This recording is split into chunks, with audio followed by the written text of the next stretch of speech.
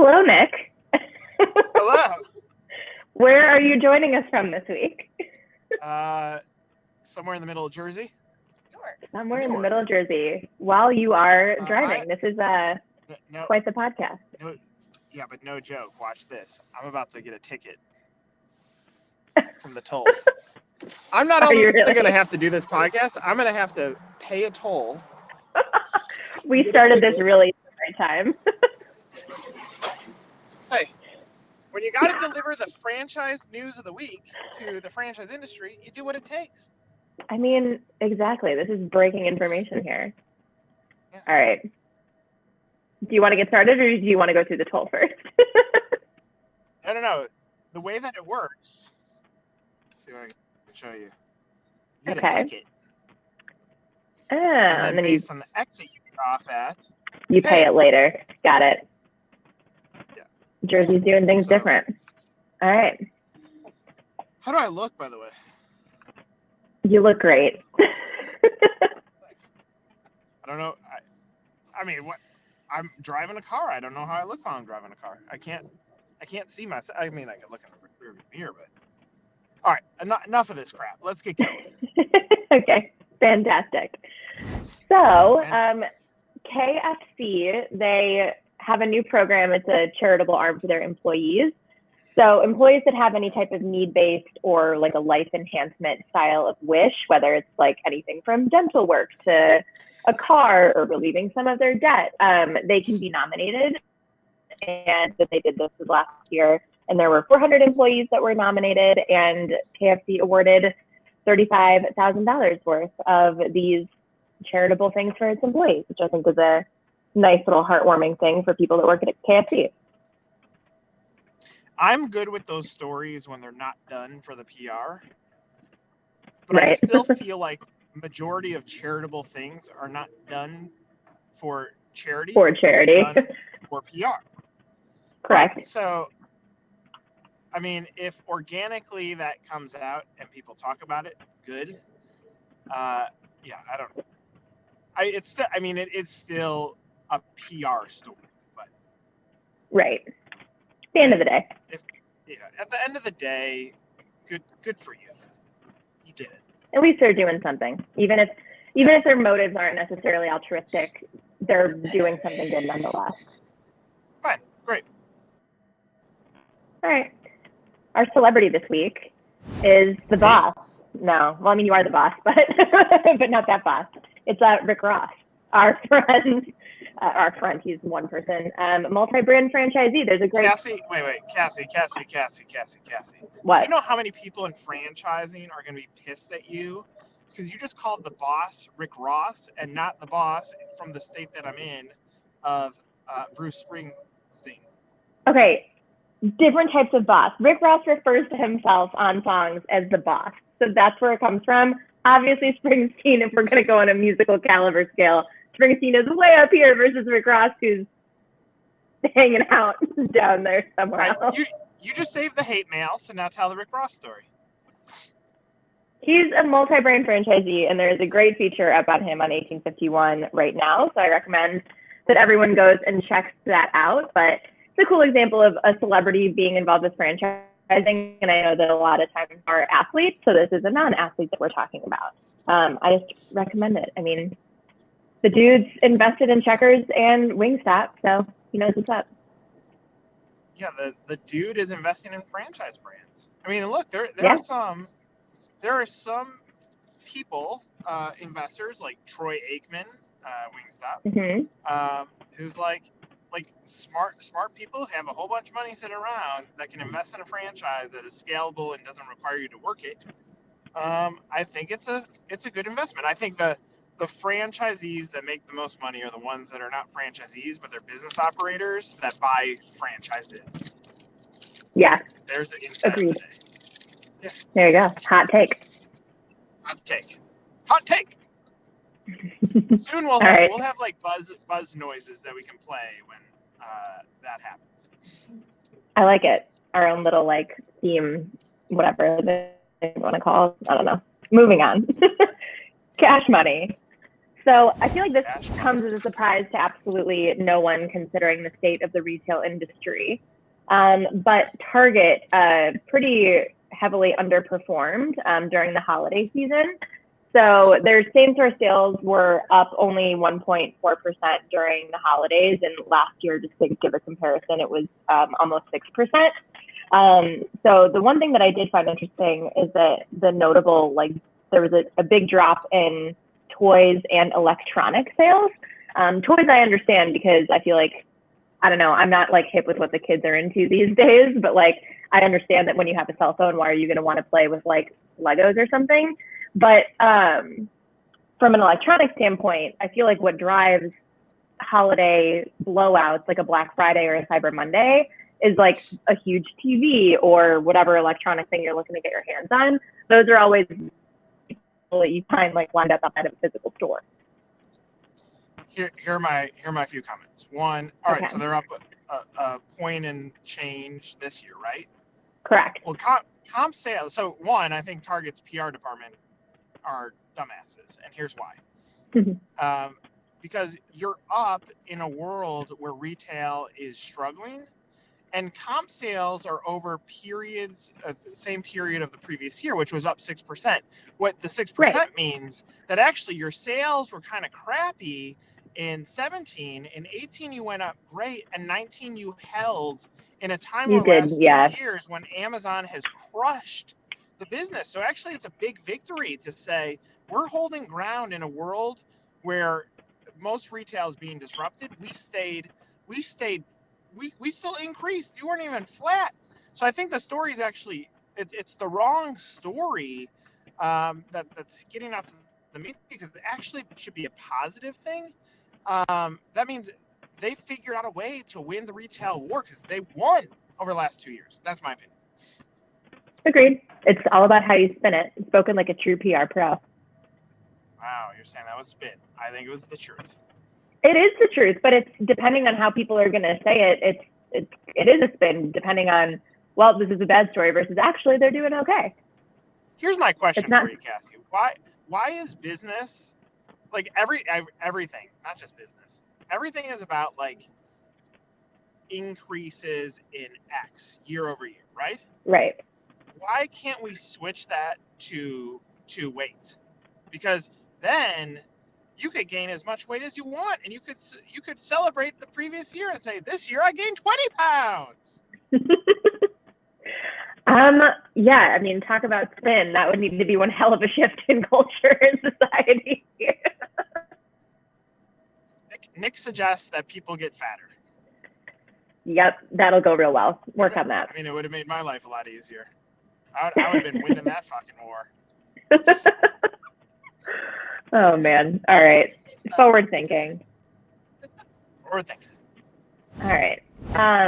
So Starbucks has a new program for its employees that promotes mental health and well-being.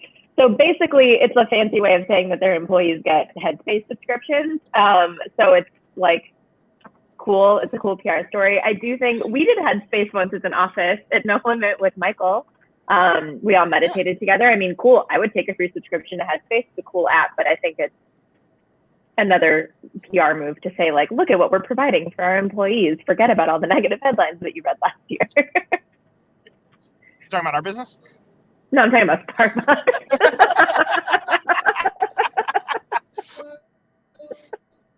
That'd be telling, wouldn't it? Look, I had to say it. I think in today's world, you cannot hear that, but my Cookie Monster Waze is talking, and it just said, please report it ahead. And Cookie Monster said, do you think they want a cookie? Anyway, back to you. I hear this in my other ear. I think we're in a world where the table stakes are like, you better put more food on that table. But eventually there's going to have to be compromise where businesses and employees come to an agreement and say, here's what's important to me. They say, here's what's important to me. And this is what our expectations are. It's out of whack right now. So there's a correction coming soon, where that's no longer a news story. That's just a business trying to make things better. That's it. Right. All right, friend or foe. I feel like you wrote a column about this a couple of months ago where you had a pretty hot take on joint employers, speaking of hate mail. So this week, there was more information that came out about the Department of Labor's definition of what it means to be a joint employer. So it's not quite yet final, but the latest and greatest is that in order to qualify for joint employer status, a franchisor would have to hire or fire employees, substantially supervise employee conditions and like employee schedules, determine wages, and maintain those employment records. So I'm interested to hear what you think about this, because you were going against the grain there in your column about joint employer and what it means for franchising moving forward. So I was going against a grain in that I don't think franchisees are equipped to run businesses the way that businesses need to be run, that you really have to be an expert in a lot of different categories. And the beauty of franchising should be that it's a proven model and system that you can follow. Mm-hmm. But I don't know that you can make it foolproof with sensitivities around how does the franchisor and the franchisee manage employees. So I think joint employer as a concept and as an argument actually creates more trouble, because it makes the franchisor more sensitive about what support can they give to the franchisee. So I think the ruling was a win for franchising, but I still know that sensitivities will exist, even though the discussion should not be joint employer. It should really be what does the franchisee need to be most successful. So in my opinion, until there's a universal way that we police franchising, it's not going to get there. At least joint employer is a universal thing that is discussed across country. The policing of franchising is really regulated to the states or to the attorney's interpretation of what it means. But Right. I mean, this was a win for franchising. I don't think it solves the problem that I was addressing in the column, which is franchisees need more support around recruitment and retention of employee staff. There you go. It's a rant leading into our real rant this week. What is it? All right, we're heating up. So your column this week, and I love this headline, people lie, but analytics don't. So discussing the fact that there's so much data, it's becoming harder and harder for anyone to skew or spin, since it seems to be our word in this podcast, what they're looking at when you have the ability to log into Google Analytics and say point blank, here's what happened. Yeah, so, man, I'll be able to actually see the clock. There it is. It's even more like the timing of my columns are always fascinating to me. So in Major League Baseball and sport ball, there's been a giant disruption this week where the Astros manager and GM have been fired. The Boston Red Sox manager was fired, and then today the New York Mets manager was fired. All of them were involved in this Cookie Monster thing was going off.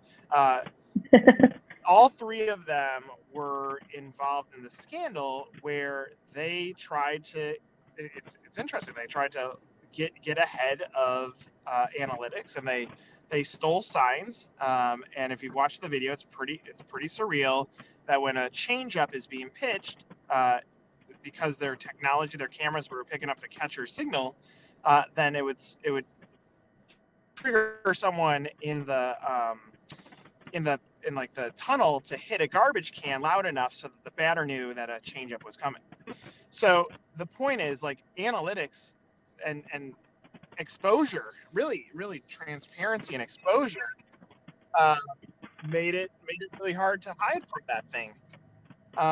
So in data or in franchise sales, you know where your leads are coming from. So you can't be like, buy a newspaper ad and hope people come in and buy your franchise. You can actually track every part of the process. There's Google tracking now that will track the user experience around the web. So when franchisors are like, I spent X and I got nothing for it, brands and suppliers are going to be able to come back and say, actually, you did. It just the the process is much different than you expect it to be. So the point of the column is to say transparency is going to continue to get larger. Lying is not going to be a thing in the future. You might be able to lie in the moment, but you're going to get busted because everything is exposed. Therefore, one, don't do dumb shit. Two, be honest. Just say what it is. Three, don't have garbage expectations like magically we're going to sell a whole bunch of unicorns. Be real with what you know and look at the data because the data is going to give you all the answers. If you have a crappy brand or your brand's going to cost more, it's all going to be there. It's all in transparency. And then you figure out what you want to do with it. That's the beauty of it. Just like us with, I mean, there's no surprise we have some bad Glassdoor reviews, but we get to decide how we want to react to that. And we've made changes based on some of the feedback that we've heard, whether we agree with it or not. So yeah, I mean, it's all there. We live in a world of exposure and data, and I'm okay with that. I love it. I think it's great. Your point? Agreed. Any opinions? In my 2 seconds that I have left, no, I agree. And I think that selfishly coming from the perspective where I'm working on the supplier side of the industry, it's really refreshing to be able to say point blank, we all have access to the same data. This is what I'm telling you. There isn't a way for me to turn this around. Right. It's how we're able to make it work. All right, Cassie, I am now about to pay this toll. We made it the entire version. Yeah, I want you to guess how much it's going to cost. You're in Jersey. You've been driving for like 15 minutes. $15. I feel like they'd charge you up the ass. It is $1.65. Oh. Got it. Thank you. I would have thought that they'd overcharge. Wow. Chris Christie is just surprising me. Poor Jersey. Poor Jersey. Maybe it's their proximity to New York. This is kind of a colossal failure, right? How the hell am I going to get there? We're not. We're not going to get right. We are in a disaster now. We just fucked this thing up. If you watch the end, screw you, Jersey, because I was doing the stupid podcast, I'm stuck going the wrong direction, and Cookie Monster's about to yell at me. So, on that note, I'll let you go handle that. Bye. Whoa. See ya. This is crazy.